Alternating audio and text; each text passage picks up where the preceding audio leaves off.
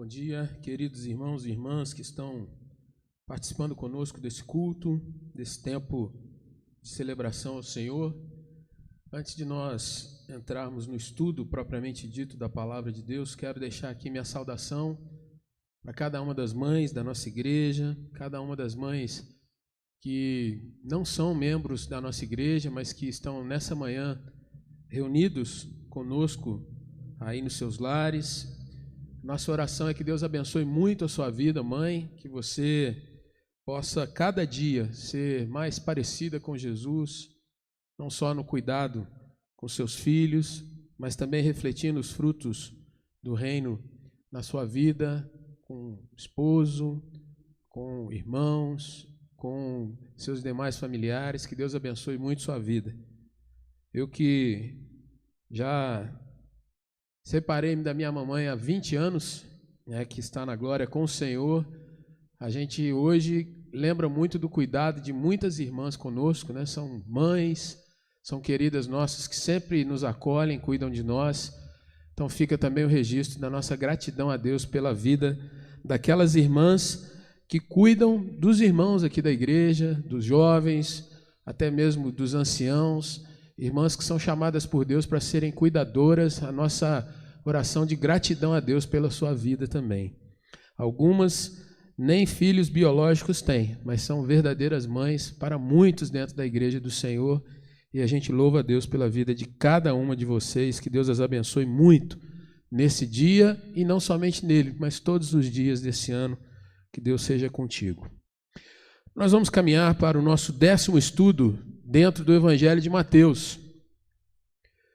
Hoje é a continuação do trecho que nós estamos abordando desde semana passada, e nós vamos trabalhar no capítulo de número 18, que foi o capítulo deixado para que os irmãos estivessem lendo durante a semana, e hoje nós vamos então abordar o quarto grande discurso de Jesus, por assim dizer, dentro desse evangelho que está registrado no capítulo de número 18 de Mateus. Os 3 anteriores estão aí no capítulo 5 até o capítulo 7, que são as leis do reino. Depois, no capítulo 10, a missão do reino. Depois, no capítulo 13, as parábolas do reino. Em cada um desses discursos, Jesus antes realiza uma série de sinais, curas. Jesus demonstra pelas suas atitudes quem ele é, e depois Jesus meio que dá uma pausa, uma parada para trabalhar, dissertando, falando e ensinando aos seus discípulos principalmente sobre os valores do reino de Deus, valores do reino dos céus. E hoje nós vamos mais uma vez ter essa mesma fórmula. Enquanto que de Mateus 14 a 17, semana passada nós trabalhamos a autoridade do reino na pessoa de Cristo, Jesus realizando sinais, Jesus curando, Jesus impedindo a tempestade sobre os discípulos. Depois nós vimos o registro da transfiguração, e hoje nós vamos falar um pouquinho sobre isso, quando Moisés e Elias aparecem do lado de Jesus Cristo. Hoje nós vamos trabalhar Jesus agora mostrando para os seus discípulos, chamando-lhes para mais uma conversa. Nós vamos ter hoje o quarto discurso de Cristo, onde ele vai mostrar o caráter e a autoridade que ele tem, mas que ele outorga, que ele delega, que ele deixa como legado para a igreja, começando pelos seus discípulos. Nós vamos trabalhar, observando então no capítulo 18, os primeiros 14 versículos aí no ponto 1 do seu estudo. Só relembrando aqui, você que está participando pela primeira vez ou que ainda não teve acesso aos estudos, você pode entrar em contato com o número de WhatsApp da igreja e você pode receber esses estudos. No site da nossa igreja você encontra o estudo também completo, e assim você pode participar tendo aí no seu celular ou no seu computador, ou mesmo imprimindo o estudo pronto para você. Então nós vamos começar entendendo que tudo aquilo que Jesus de fato é, tudo aquilo que ele representa no sentido de ter autoridade como o rei do reino dos céus, aquele que é Senhor, Jesus deixa para a sua igreja como legado, para que a sua igreja, não no sentido de ter a mesma essência de Cristo, mas a igreja sendo aquela que recebe a autoridade de Cristo para representá-lo, a igreja então vai ter que cada vez mais ser identificada pelos valores fundamentais, pelos valores que são imutáveis no reino dos céus. É interessante nós observarmos, irmãos, que dois fatos vão dar início a essa conversa de Cristo para o nosso estudo de hoje. Lógico que nós já vimos semana passada 4 capítulos, mas eu quero chamar a sua atenção para 2 pontos que estão anteriores ao capítulo 18. O primeiro deles acontece aí no capítulo 17, é o registro da transfiguração. Jesus chama João, Tiago e Pedro, os 3 dos discípulos que eram mais achegados a ele, para subirem até o alto de um monte. E ali, nesse monte, enquanto Jesus está orando, aparecem Elias e Moisés ao lado de Cristo, e eles então começam a ter um diálogo. E os discípulos ficam tão estarrecidos com aquela visão, eles ficam tão surpresos e maravilhados com aquilo, que eles resolvem então, a partir de Pedro, convidar que o Senhor então permita que eles coloquem 3 tendas à disposição dos 3. Uma tenda para Jesus, uma tenda para Moisés, uma tenda para Elias. O que significa essa questão ali acontecendo? Em primeiro lugar, Moisés era o maior legislador de Israel, aquele que Deus usou para que fossem transmitidos os 10 mandamentos, toda a base que regia, que governava tanto as cerimônias religiosas quanto as relações civis e principalmente os padrões e os princípios que regiam Israel diante de Deus, a chamada lei moral, tudo foi entregue através de Moisés. E Moisés ali naquela hora estava dialogando com Cristo. Por um outro lado, o maior dos profetas no sentido de momentos difíceis, de agruras, aquele que trouxe a demonstração de que Deus estava no meio do povo em situações muito extremas, foi Elias. E aí, quando nós juntamos essa situação, nós vamos vendo que tanto aquele que mais corrigiu o povo no sentido de trazer a presença de Deus diante dos profetas contrários de Baal, aquele que trouxe Eliseu para o seu ministério posteriormente, e também, por um outro lado, aquele que trouxera a lei, todos os dois ali estavam dialogando com Cristo, demonstrando que ele, Jesus, era o centro da história, da vida, ele era aquele que tinha de fato a primazia, a preeminência naquele momento. Jesus, a centralidade desse encontro é Jesus. Quando Pedro, então, naqueles seus rompantes de empolgação, ele convida então Jesus para que eles pudessem fazer, os discípulos fizessem 3 tendas para eles. Naquele momento uma nuvem envolve toda aquela situação e aí ficam apenas Jesus e os 3 discípulos. E a nuvem, de dentro dela parte uma voz, a voz do Senhor, que nos diz assim: este é meu filho amado, em quem tenho enorme prazer, em quem me comprazo, a ele ouvi. Quando nós entendemos o que está acontecendo ali, nós vamos ver que a lei tem a sua centralidade em Jesus. O fim da lei é Cristo para a justiça de todo o que crê. Nós vamos vendo também que o ofício profético, a liderança, a que o povo se volte para Deus, para a palavra de Deus, também tem a sua centralidade em Cristo Jesus. Ele é o profeta por excelência, ele é quem detém a lei por excelência. E aí nós vamos vendo que mais à frente, quando Jesus reúne todos os discípulos novamente, no início do capítulo 18, nós vamos vendo que Jesus vai reuni-los por conta de uma discussão que acontece na caminhada que eles têm de Cafarnaum para a Galileia. No final do capítulo 17, versículos 22 e 23, Jesus havia lhes dito que ele morreria e ressuscitaria. A questão dele ser morto traz grande tristeza ao coração dos discípulos.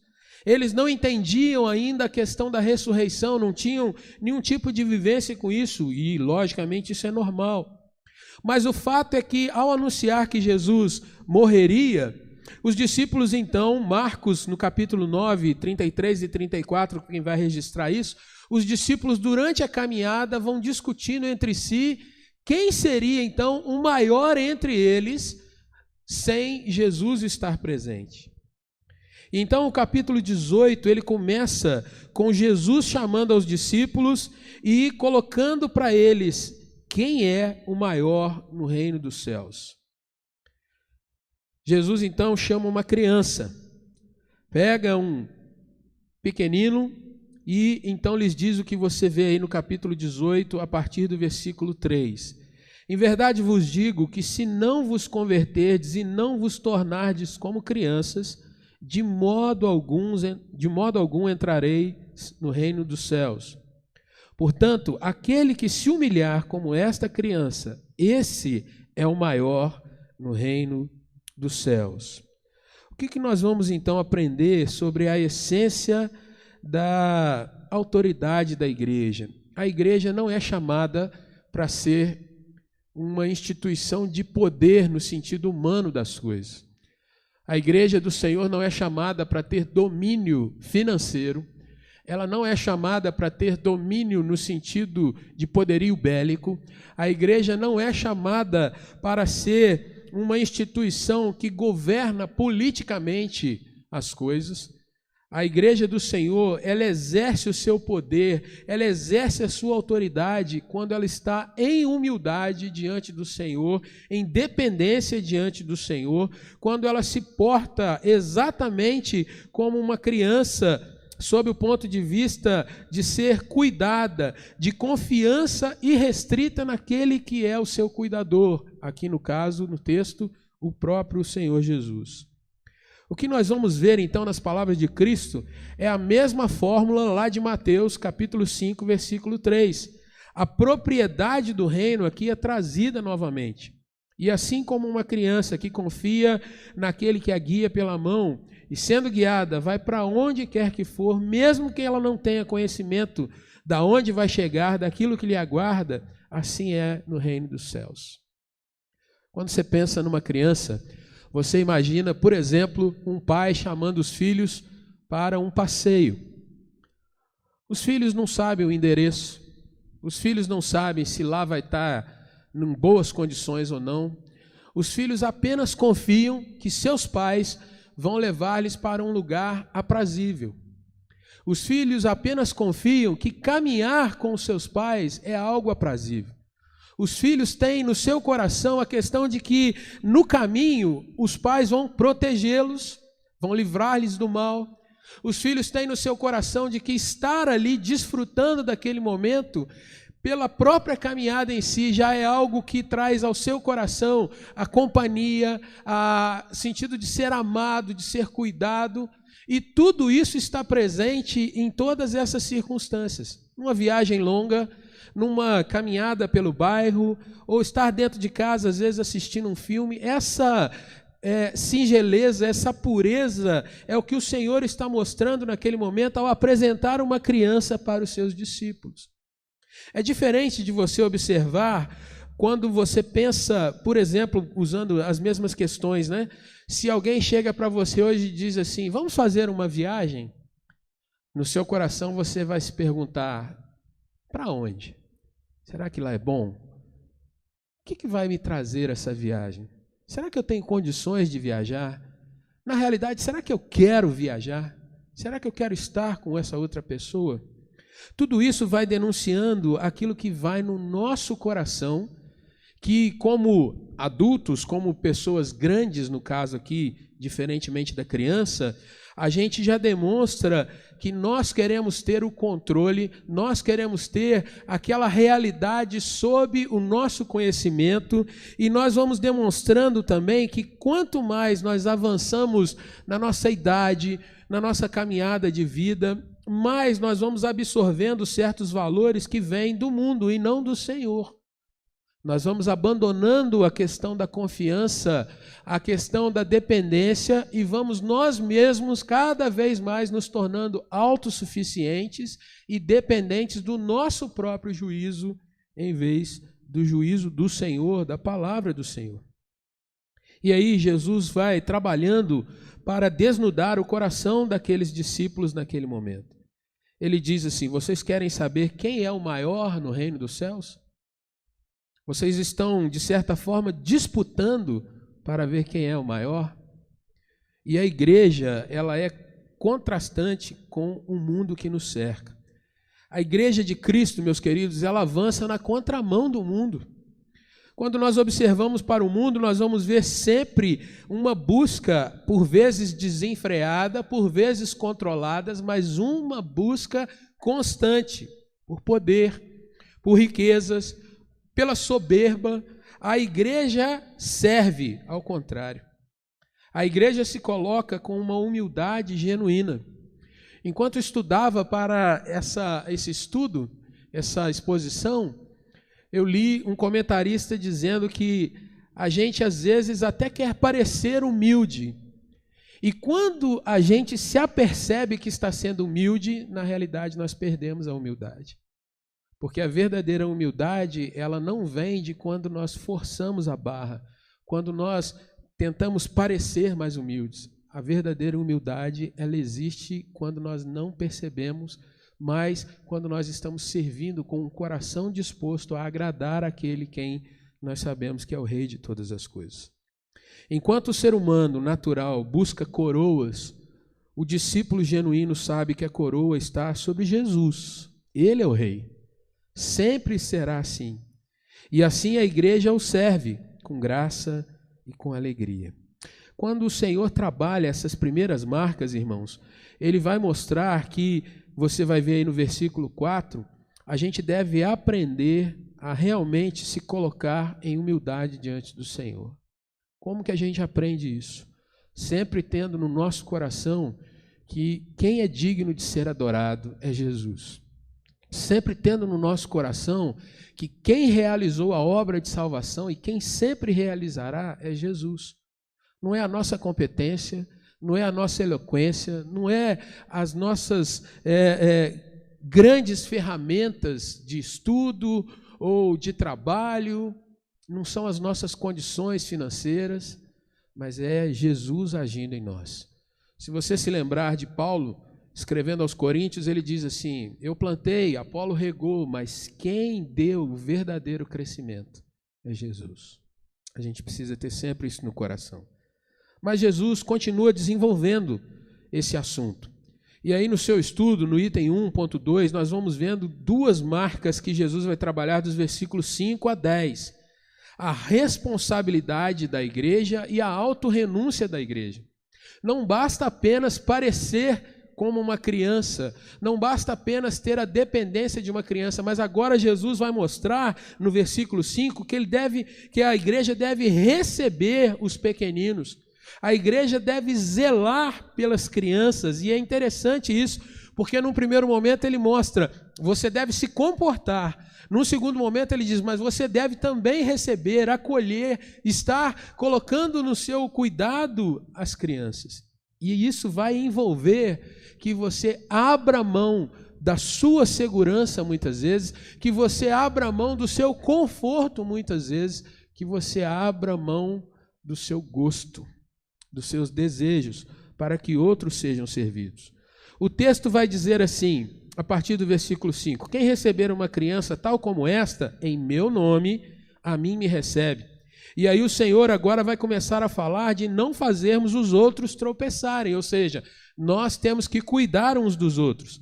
E aí ele vai dizer, qualquer, porém, que fizer tropeçar a um desses pequeninos, e é um sinônimo para as crianças aí, um desses pequeninos que creem em mim, melhor lhe fora que se lhe pendurasse ao pescoço uma grande pedra de moinho e fosse afogado na profundeza do mar. Ai do mundo por causa dos escândalos, porque é inevitável que venham escândalos, mas ai do homem, e aí está a nossa responsabilidade, ai do homem pelo qual vem o escândalo. Porquanto Portanto, se a tua mão ou o teu pé te faz tropeçar, corta-o e lança-o fora de ti. Melhor é entrares na vida manco ou aleijado do que, tendo as duas mãos ou os dois pés, seres lançados no fogo eterno. Se um dos teus olhos te faz tropeçar, arranca-o e lança-o fora de ti.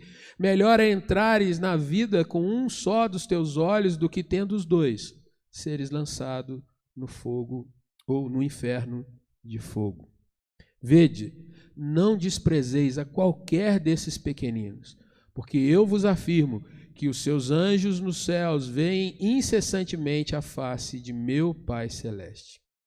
Quando nós olhamos para essa questão que Jesus está trazendo, nós vamos nos lembrar de um exemplo anterior que aconteceu com Cristo. No capítulo 16, versículos 24 a 28, Jesus, num momento de fala com seus discípulos, ele diz assim: se alguém quer ser meu discípulo, tome a sua cruz. Ou seja, saiba que você vai carregar um peso e um peso extremo.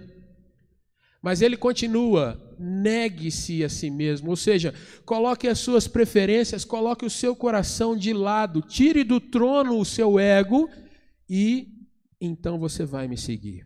Agora Jesus discorre um pouco além, trazendo essa questão, mostrando que a igreja é aquela organização onde os membros, onde os irmãos, eles trabalham para que o outro irmão, aquele que é mais simples, aquele que é mais singelo, ele não venha trazer sobre si o peso de andar com Cristo.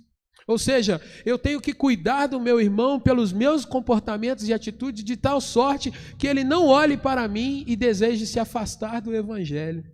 Que ele não olhe para mim e pense, olha, andar com Cristo é muito ruim, porque esse servo de Jesus, ele me afasta daquilo que eu tenho no meu coração. Receber uma criança implica em responsabilidade de cuidado. E você sabe disso, porque quando você está cuidando de uma criança, você tem que zelar para onde ela está pisando, o que ela está comendo, você tem que estar atento se ela está fazendo higiene bem feita, porque para eles tudo é festa. Quando você cuida de um irmão, e aqui eu vou usar a expressão pequenino, você tem que zelar porque ele não tem talvez o conhecimento que você tenha. Talvez ele não tenha a possibilidade, a capacidade que você tenha. E quando eu falo capacidade, até mesmo os bens, os recursos que você tem à sua disposição. E cuidar do outro, então, implica que você deve agir com humildade, no sentido de saber que você está servindo alguém que Jesus ama, mas envolve você se comportar de tal maneira que essa pessoa confie em você e não só confie, mas louve ao Senhor pela sua vida nas suas atitudes. Igreja, meu irmão, minha irmã, não é lugar onde eu diga para o outro assim, olha, eu vivo do meu jeito, compreendendo as Escrituras, e você, se quiser viver assim bem, se não quiser, paciência. Não é assim que a gente deve agir. A gente precisa ter no coração sempre um diapasão que nos coloque diante do Senhor, pedindo misericórdia e graça para que nós não sejamos pedra de tropeço para outros irmãos. Os versículos de 8 e 9, Jesus não está falando de mutilação no sentido literal da coisa, mas Jesus está falando de renúncias radicais. Paulo vai trabalhando isso quando ele escreve aos Colossenses dizendo assim, olha, vocês devem fazer morrer a vossa natureza terrena, ou seja, as minhas paixões naturais, os meus anseios naturais, tudo isso eu não vou arrancar de mim no sentido de que isso vai acabar, mas isso deve ser dominado pelo Espírito Santo a cada dia. Um crente maduro é aquele crente que tem autoridade para dizer não para determinada situação. Um crente imaturo é aquele que vai dizer assim, eu não consigo resistir a tal coisa. Então, percebe a diferença? Percebe que o Senhor, quando coloca determinadas situações diante de nós, Ele nos dá a oportunidade de que nós tenhamos autoridade para dizer assim, não preciso de tal coisa. Eu não preciso me curvar a isso. O Senhor, quando me libertou, Ele me tirou desse tipo de paixão. Não que eu seja proibido, mas eu não devo fazer. Eu não preciso fazer. E isso é a verdadeira liberdade. Isso é a verdadeira capacidade de renúncia de uma forma abnegada, de uma forma espontânea. Perceba que Jesus vai citar mãos e pés. As mãos é onde você toca, são as suas atitudes. Os pés são os caminhos aonde você passa. E às vezes você pode usar isso como lugares aonde você vai, pessoas com quem você lida. Os seus olhos, no caso aqui do texto, são o símbolo daquilo que te é aprazível, porque você tem a tendência para olhar para o que te agrada. Geralmente, quando a gente vê algo que não nos agrada, a gente tem a tendência até mesmo a fechar os olhos, a tapar os nossos olhos, eu não quero nem ver.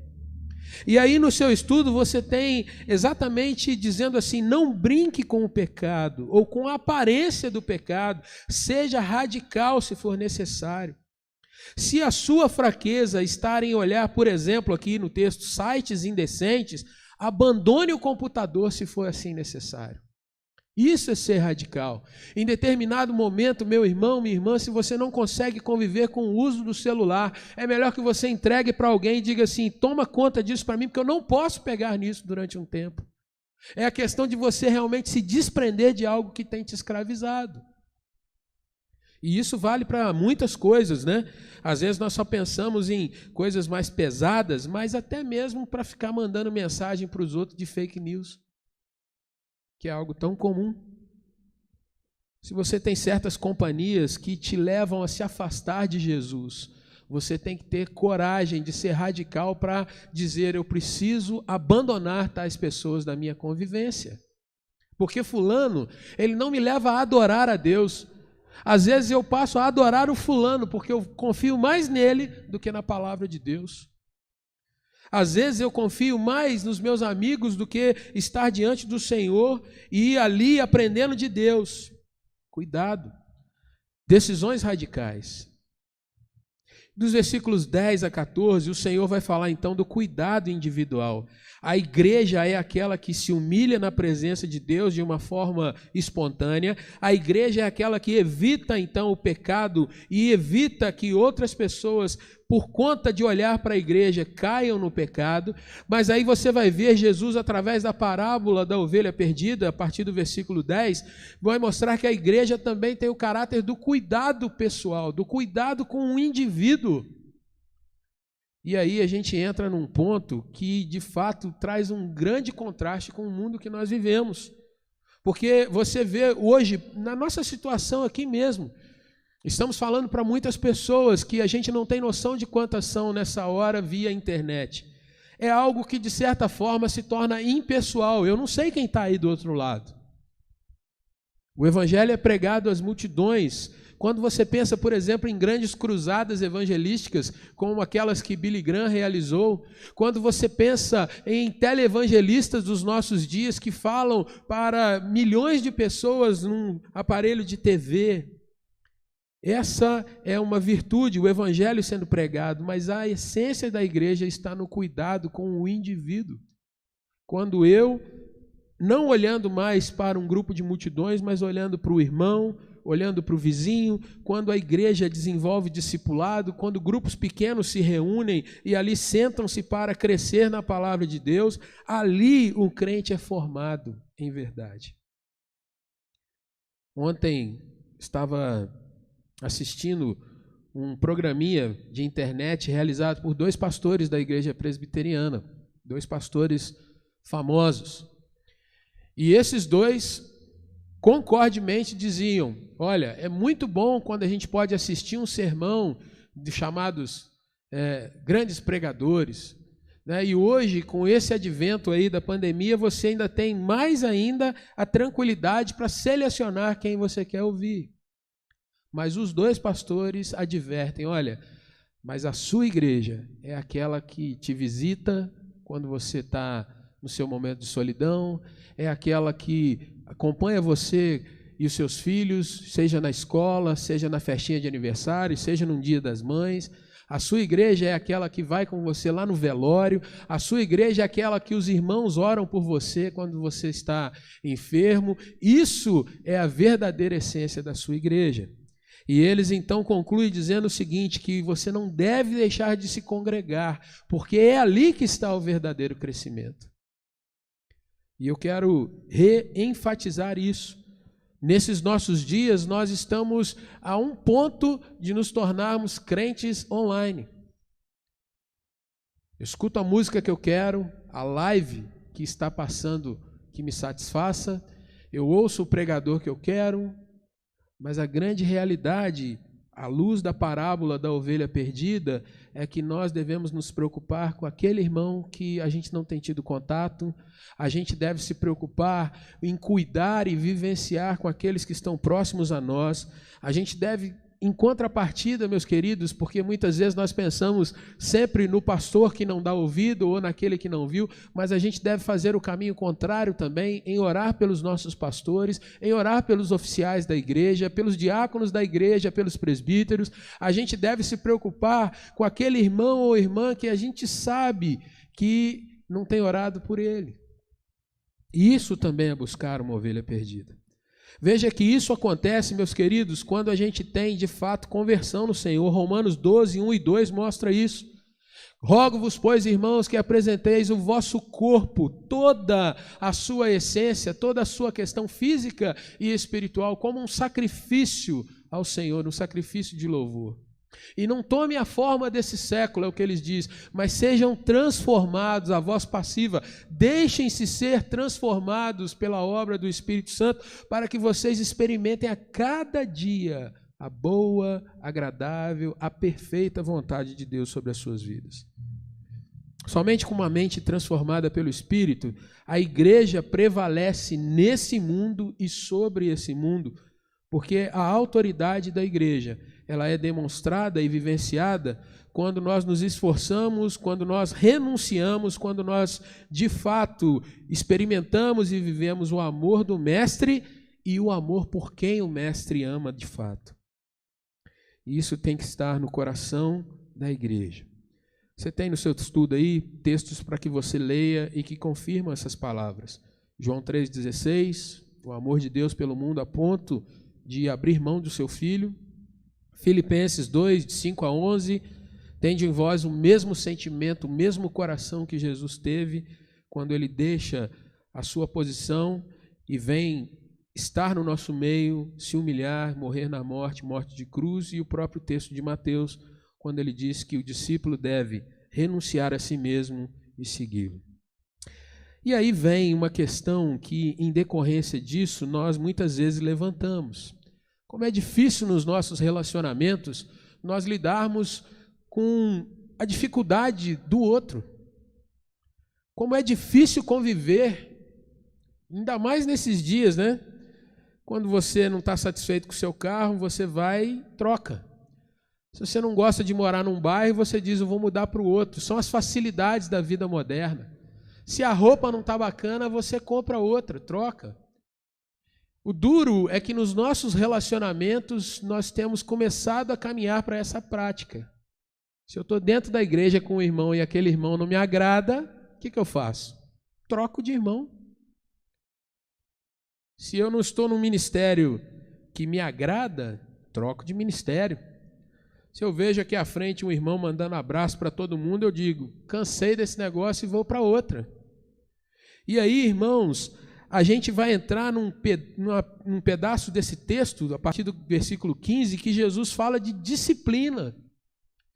E no seu estudo, você vai ver aí que quando a gente ouve falar essa palavrinha na igreja, já surge um desconforto de imediato, porque nós associamos disciplina com punição. A gente pensa em disciplina como quem caiu. A gente pensa em disciplina do tipo assim, quem tomou castigo hoje? Quem vai levar palmada, né? Mas veja que interessante, quando você pensa em dieta, qual é o objetivo da dieta? É você sofrer. Você pode até passar por sofrimento, mas o objetivo é sofrer. Quando você pensa em fazer exercício, você pensa em algum tipo de punição. Quando você pensa num casamento, e agora nós estamos lidando com um exemplo mais claro. Num casamento, as pessoas não se esforçam, elas não planejam, elas não entram numa dieta para parecer caber bem no terno, no vestido, as irmãs aí, né? Elas não fazem exercício para parecerem mais saudáveis, mais bonitas para aquele dia. Elas não poupam dinheiro deixando de gastar em certos outros prazeres para aquele momento. Elas não combinam aonde vão estar aqueles que filmam, aqueles que vão fotografar, como é que vai ser a cerimônia, quem vai cantar, quem vai falar. Tudo isso não faz parte para que naquele dia haja uma grande festa da qual o noivo ou a noiva vão pensar: poxa, que dia maravilhoso, nós nos preparamos, nós nos desgastamos, mas foi tudo muito bom. Veja que a Bíblia, ela mostra que nós estamos sendo preparados para a grande festa do Cordeiro, as chamadas bodas do Cordeiro. E aí, meus irmãos, nós queremos trazer a questão de que disciplina envolve em nós sermos cada dia lapidados, burilados para aquele dia do Senhor, para que nós não cheguemos lá nas bodas do Cordeiro, irmãos, capengando, tudo arrebentado, apanhando desse mundo como muitos chegam. Mas para que naquele dia nós possamos nos apresentar ao Cordeiro de uma forma bela. Embora nós saibamos que Jesus é quem vai fazer mesmo tudo isso em nós, mas a disciplina na igreja visa que nós estejamos a cada dia sendo trabalhados para aquilo lá. Veja o que Jesus nos mostra no versículo de número 15. Parece que ele fala algo ruim, o pecado, mas ele mostra o foco de se tratar o pecado, que é de ganhar o irmão e não perdê-lo. A disciplina na igreja é o processo que passa por uma admoestação, quando eu dou um conselho mais veemente a um irmão, e não apenas aquele conselho que você usa a expressão: se fosse bom ninguém dava, vendia, né? Mas a admoestação pode passar também por uma advertência, quando eu digo: meu irmão, cuidado com o caminho que você está trilhando, isso aí é perigoso. Ou quando eu chego para um irmão e digo: meu irmão, eu queria chamar muito a sua atenção, porque você de fato tem andado num caminho que não presta. Isso é admoestar alguém, e isso é disciplinar também. Mas Jesus vai desenvolvendo o texto mostrando que se não eu consigo ganhar meu irmão dessa forma, eu devo chamar mais algumas pessoas, pessoas maduras, pessoas que sejam experientes para aconselhar novamente e destacar que é necessário arrependimento, é necessário um retorno ao centro do evangelho, que é Jesus. E isso deve chegar até mesmo ao ponto de se colocar diante de toda a igreja, visando ganhar o irmão. E aqui, irmãos, é preciso asseverar que disciplina é para crente. Muitas vezes nós vemos pessoas que não se submetem à disciplina. E aí nós vamos vendo que há, de fato, a incredulidade como marca de uma insubmissão, de uma rejeição, no caso da disciplina. O nosso coração, naturalmente, é avesso a isso. Mas quando nós nos submetemos a Cristo, nós nos sujeitamos a ser disciplinados por Deus, a ser trabalhados com o Senhor. O verso 18 vai apresentar que a igreja tem autoridade, então, para discernir o que foi resolvido antes nos céus. Aqui cabe, meu querido, ressaltar que Jesus está demonstrando a centralidade das Escrituras. A disciplina na igreja, ela não é exercida de uma forma empírica. Vamos ver o que aconteceu, será que isso está certo ou está errado? Não, a disciplina, ela é fruto de estudo da palavra do Senhor, ela é fruto de pessoas que são maduras, conhecendo a palavra de Deus e orientando, trabalhando, mas ela pode chegar ao ponto de você ter que considerar aquele que foi disciplinado como um gentio, como alguém que rejeitou de fato a palavra do Senhor. E a disciplina, ela vale para toda a igreja. Desde o pastor, que deve ser aquele que, conhecendo mais as Escrituras, ele está sujeito cada vez mais gravemente a ser punido, e aí sim punido por elas. Então, se você quer entender como funciona isso dentro da igreja presbiteriana, para oficiais, a Constituição da nossa igreja apresenta sempre agravantes. O oficial da igreja é aquele que tem por premissa conhecimento das Escrituras. E aqui vale, meu irmão presbítero, meu irmão diácono, você não deve se enganar no sentido de que não estuda a Bíblia. Você não deve se enganar do ponto de vista que eu estou aqui no meu cantinho cumprindo apenas o que me passa. Você deve conhecer a palavra do Senhor.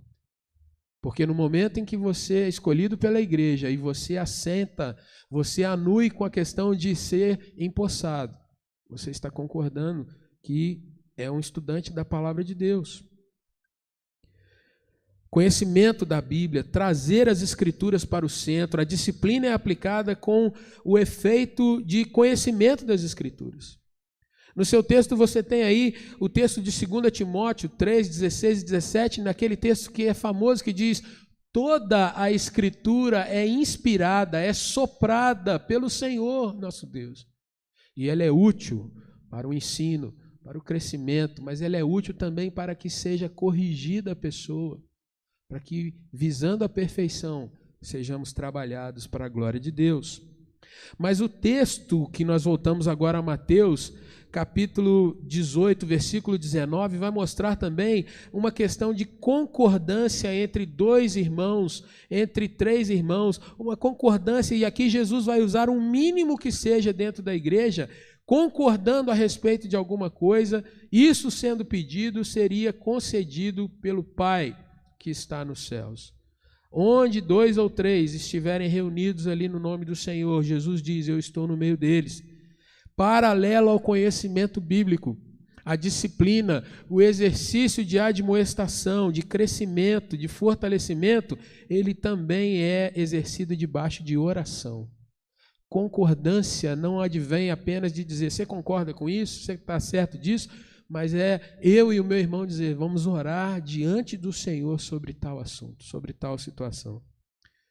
Jesus traz sobre nós que quando nós nos reunimos em seu nome, eu e o meu irmão, nós estamos debaixo de oração e submissão ao Senhor, o início do capítulo. Assim como a criança, nós não saímos arguindo ou determinando tal coisa, mas 2 ou 3, em obediência à palavra e debaixo de oração, podem discernir aquilo que é melhor nos momentos mais extremos.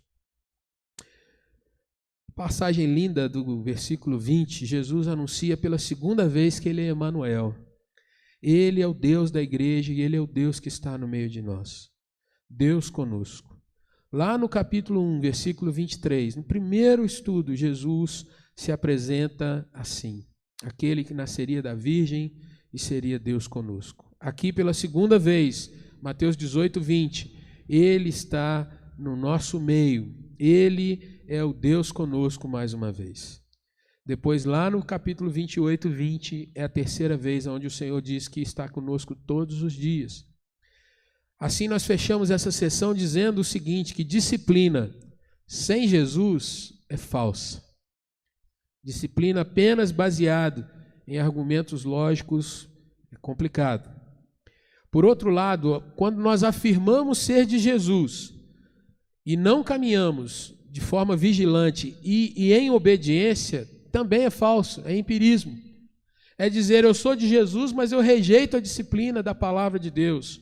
Eu sou de Jesus, mas eu vivo apenas de forma a adorá-lo no sentido despretensioso, eu não tenho compromisso com nada. Isso aí também é falso. Onde que nós devemos nos centrar? Não é algo matemático, mas o centro da vivência, a disciplina, é obediência, é consciente obediência e dependência de Deus, aprendendo em oração e estudo da palavra. Jesus vai caminhar para um último ponto agora na sua palavra, no seu discurso. Porque ao ser disciplinado, a pessoa vê que envolve perdão. E diante das palavras de Cristo, a questão de buscar, de ganhar o irmão, Pedro então se apresenta, se aproximando do Senhor e diz, Senhor, até quantas vezes? Até quanto, Senhor? Quanto deve ser a nossa tolerância, o nosso elástico diante dos erros, dos problemas que o irmão pode apresentar? Pedro provavelmente tem no seu pensamento o ensino dos rabinos daquela época. E naquele tempo, o estudo dos hebreus dizia que alguém deveria ser perdoado até 3 vezes de uma falha. Pedro, ele mostra até uma certa elasticidade nesse raciocínio, ele diz assim, será que até 7 vezes, Senhor? Ou seja, é mais do que o dobro do que eu tenho aprendido no judaísmo. É um número bom, não? Porém, Jesus lhe apresenta um número extremamente grande, hiperbólico. E ele vai acrescentar por que a gente tem que caminhar sempre em busca de perdoar. Eu não estou afirmando, meu irmão, que isso seja algo possível em todos os momentos, e aí entra até mesmo o nosso coração humano. Mas a realidade da igreja é que a igreja tem que ser um ambiente de perdão. Um ambiente onde nós buscamos o cuidado com o outro e o perdão do outro para nós e de nós para com o outro. E aí Jesus vai mostrar, depois de usar a afirmação de que devemos perdoar até 70 vezes 7, Jesus vai mostrar através de mais uma parábola como é que isso se desenrola. Então, Jesus conta a parábola de alguém que possuía uma dívida muito grande, uma dívida enorme. Se você quer entender o que é essa dívida, você vai precisar fazer algumas continhas aí na sua calculadora. Dos versículos 23 em diante, Jesus passa a contar, e o versículo 24 diz que um homem devia a um rei cerca de 10.000 talentos. Se você quer ter uma ideia de quanto isso significa, você vai pensar comigo o seguinte: um talento equivalia a 6.000 denários. Um denário era o valor de trabalho de um dia de serviço. Ou seja, a pessoa, para ganhar um talento, ela teria que trabalhar 6.000 dias para um talento. Imagine agora alguém que deve 10.000 talentos. A dívida era absurdamente grande, impagável. E aí, por que nós podemos trabalhar isso? Primeiro, porque esse servo da parábola, ele é alguém que não tinha um cargo de proeminência.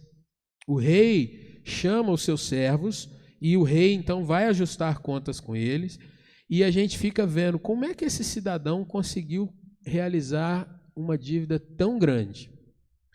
A gente vai chegar a uma conclusão, e o texto não nos mostra isso, mas quando você faz alguns estudos, você vai pensar, por exemplo, que um oficial romano jamais receberia 10.000 talentos em salário.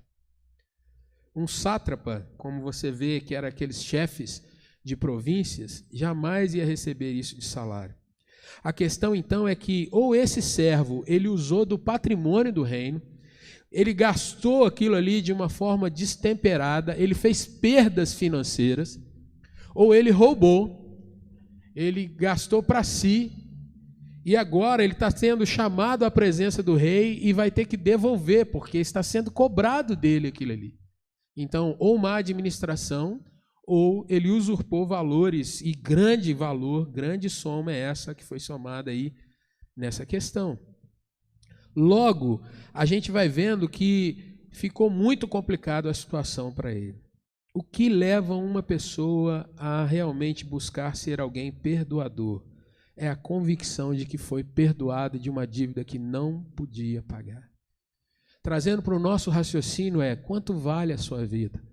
Quando o Senhor te perdoou os seus pecados, você tem a dimensão daquilo que era a sua dívida para com Deus. E muitas vezes, meus irmãos, nós não trazemos isso para o nosso coração, porque a gente é autocomplacente, a gente muitas vezes tende a se valorizar muito mais do que de fato a gente é. E a gente não para pensar naquilo que foi a obra de Cristo na cruz por nós, que foi o Filho do Deus vivo que morreu no nosso lugar naquela cruz. Pensa no valor que está sendo depositado naquele madeiro.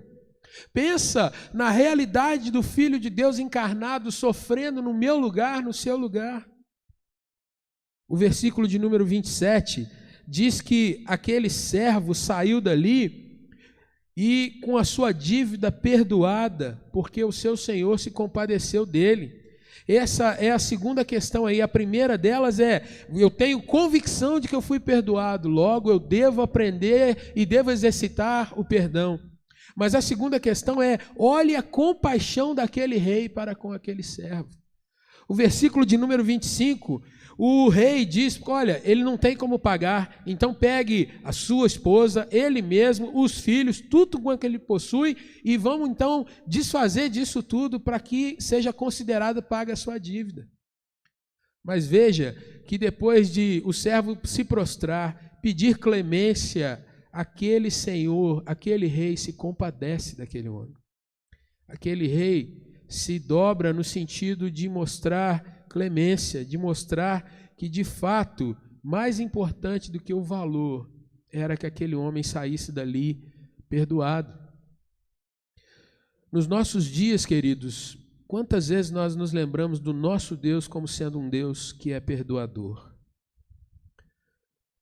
Quando nós pensamos, por exemplo, na atmosfera desse nosso país, que tem sido tão complicada nesses últimos tempos, e eu estou falando de relacionamentos, nós parecemos estar continuamente agora numa disputa entre lado A e lado B, favor daquele outro, contra esse, contra o outro.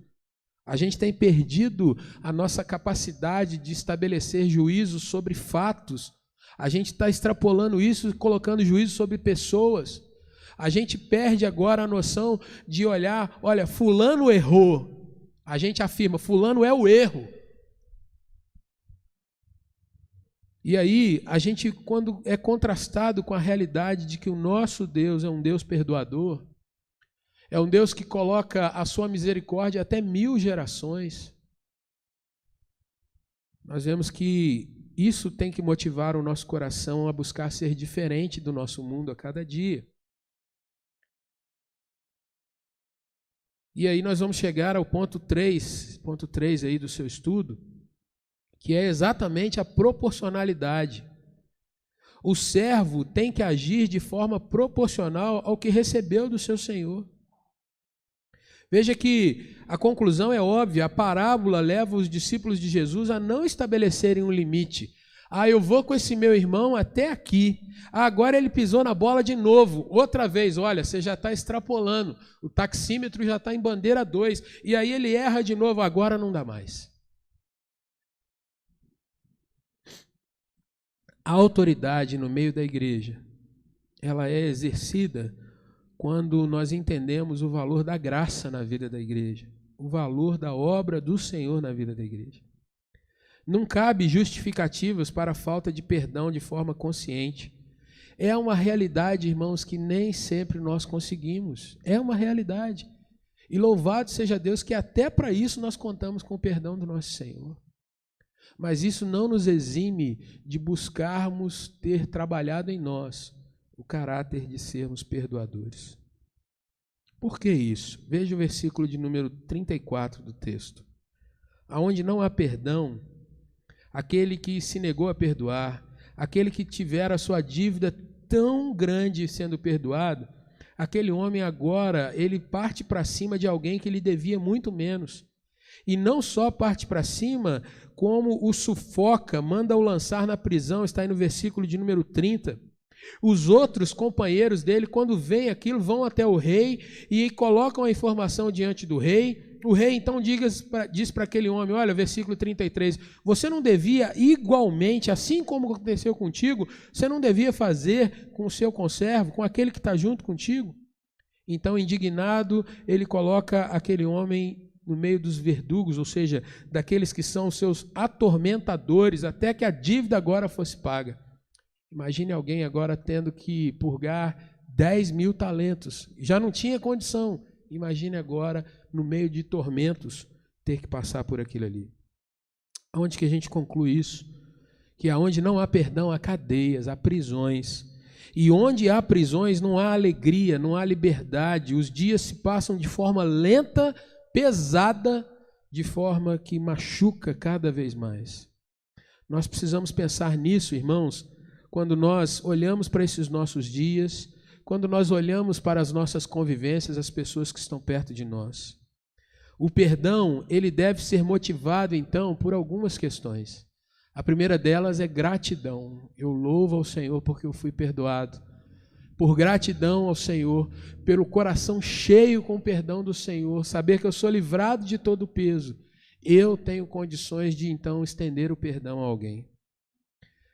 O perdão deve ser motivado pelo reconhecimento, é algo lógico, é algo de entendimento, não apenas sentimento. Eu não perdoo só quando eu estou de bom humor, eu preciso ter no coração que eu efetivamente fui perdoado. O nosso culto ao Senhor, ele é baseado em perdão. O culto reformado, ele é baseado no perdão que Deus nos concede para que nós possamos nos aproximar dele. Nós só podemos nos aproximar do Senhor através do mérito de Cristo Jesus, e isso implica em ser perdoado para adorar. Reconhecimento.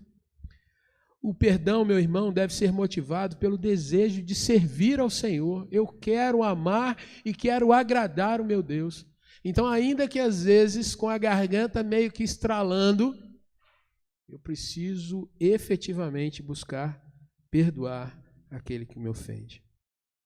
E por último, o perdão deve ser motivado porque eu quero ver o nome do meu Deus sendo glorificado na vida do próximo. Talvez a gente seja sempre injustiçado nessa questão de perdão, porque nós estamos abrindo mão da nossa justiça própria.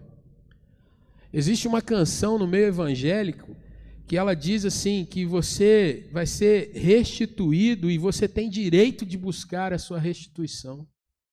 E essa é uma falácia, essa é uma mentira, porque na realidade, quando alguém é perdoado de uma dívida tão grande, qual é a justiça que ele tem que buscar para si? Qual o direito que ele tem de buscar alguma coisa para si?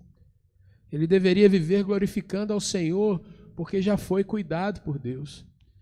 Mas veja que muitas vezes nós queremos ainda assim estabelecer autojustiça. Enquanto eu não receber aquilo que fulano me fez de mal, não está resolvido.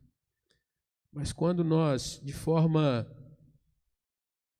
espontânea, liberamos o perdão, nós estamos vendo pessoas que podem olhar para nós e glorificar o nosso Deus. A igreja, então, exerce a sua autoridade no mundo, quando ela vive esses valores. Pense que alguém que é perdoador, ele não vai ter muito sucesso, aparentemente, mas ele vai ter no seu coração a paz que excede todo o entendimento. Pense nisso. Nesse dia, que é um dia tão dedicado a nós reconhecermos o altruísmo das mães, aquela que abre mão do tempo, abre mão de noites de sono para cuidar do bebê, abre mão de tantos prazeres para investir nos filhos, em cuidar deles, em orar por eles. Pensa, quando que essa mãe seria restituída por tudo isso? Agora, eleve isso a uma potência bem maior. Quando que o nosso Deus é restituído pela obra do Filho dele no nosso lugar? Eu acho que a gente deveria olhar para o perdão como uma meta a ser buscada todos os dias. Ter um coração realmente que agrade o nosso Deus. Vamos orar? Não sei pelo que você passa hoje. Não sei se é um dia mais de festa, ou é um dia, às vezes, de lembrança, um dia que seu coração está meio apertado. A gente vive nesses momentos de celebrações assim, tempos de contraste. Enquanto uns abraçam suas mães, ou no dia dos pais, os pais, né? Outros, nesses dias, eles trazem lembranças ao seu coração, sentem a falta da pessoa querida. E eu queria aproveitar esse estudo, esse momento, para dizer para você que você deve investir em bons relacionamentos na vida pessoal sua. A falta da mamãe deve gerar no seu coração o desejo de se aproximar de outras pessoas, não para colocar no lugar, mas para desenvolver boas relações. Cuidar de outras pessoas, como nós aprendemos nesse dia. Não ser pedra de tropeço, mas ser bons exemplos para os irmãos da igreja. Buscar ovelhas perdidas. Trabalhar a disciplina, incentivando outros irmãos a voltarem para o Senhor e ter um coração perdoador. E eu queria te convidar a falar com Deus nessa hora, colocar sua vida, sua família, seu coração diante do nosso Pai. Nosso Deus, eu quero nessa hora te agradecer pela tua palavra, que é sempre tão rica, Senhor. E quando nós, ó Deus, nos pegamos presos ao tempo, à nossa estrutura, de fato, ó Deus, nós percebemos o quanto nós perdemos em não investir mais tempo e mais circunstâncias no estudo da tua palavra. Porém, eu venho te pedir, ó Deus, que o Senhor aplique ao nosso coração aquilo que nós lemos e aprendemos hoje. Que o Senhor molde a nossa vida, ó Deus, para que sejamos realmente reflexos da tua glória. A igreja a quem o Senhor tem dado autoridade, ó Deus, possa refletir os valores do teu reino de fato. Ajuda-nos, ó Deus, a não sermos competidores com o mundo, mas, ó Deus, a sermos diferentes, ó Pai, trazendo a estrutura dos céus para essa terra onde nós estamos plantados. Ó Deus, eu quero orar pelo meu irmão, pela minha irmã que participa conosco desse estudo, que o Senhor abençoe a família de cada um. Aqueles, ó Deus, que vão hoje poder celebrar, distantes ou não, com as suas mamães e seu dia, que o Senhor abençoe cada lar de uma forma poderosa, Pai.